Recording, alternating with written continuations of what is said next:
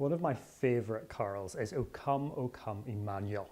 It's a hauntingly beautiful, mournful minor key plain chant tune, definitely stands out among all the upbeat jingle bell laced music that fills the air each December. The whole carol is rooted in the Old Testament prophecies of Jesus coming. And although the carol tells us to rejoice, there is one word in it that not only fits its mournful music, but feels very far indeed from our modern day Christmas celebrations filled with joy, love, and lots of presents. What word's that? Well, it's the word hell. To our 21st century Christmas sentimentalism, we'd rather not think of things like hell. Yet this medieval carol doesn't shy away from such serious topics. But at the same time, it uses the word hell as it's telling us to rejoice. How? Because it's calling on Jesus, our Emmanuel, God with us, trusting that he will from depths of hell thy people save and give them victory or the grave. Hell might not be a fun subject or the general topic of discussion at Christmas parties or while we're waiting for the Queen's speech.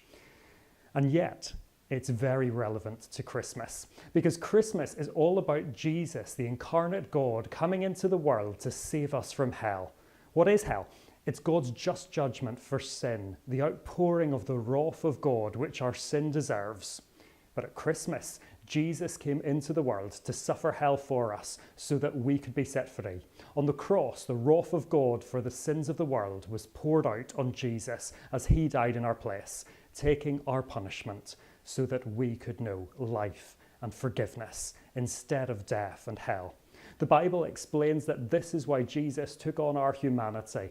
Inasmuch then as the children, that's us, have partaken of flesh and blood, he himself likewise shared in the same, that through death he might destroy him who had the power of death, that is the devil, and release those who through fear of death were all their lifetime subject to bondage. Therefore, in all things he had to be made like his brethren, that he might be a merciful and faithful high priest in things pertaining to God, to make propitiation for the sins of the people. Propitiation isn't exactly an everyday word, but it means a sacrifice that takes away the wrath of God. So what we read here is that Jesus took on flesh and blood like us so that he could die for us to bear the wrath of God in our place, which we deserved for our sins, and to set us free from bondage by destroying the devil's power. The wrath of God, bondage, fear of death, and the power of the devil, that all sounds rather like hell. So that means Jesus came into the world at Christmas from depths of hell to save, just like we sing in the carol.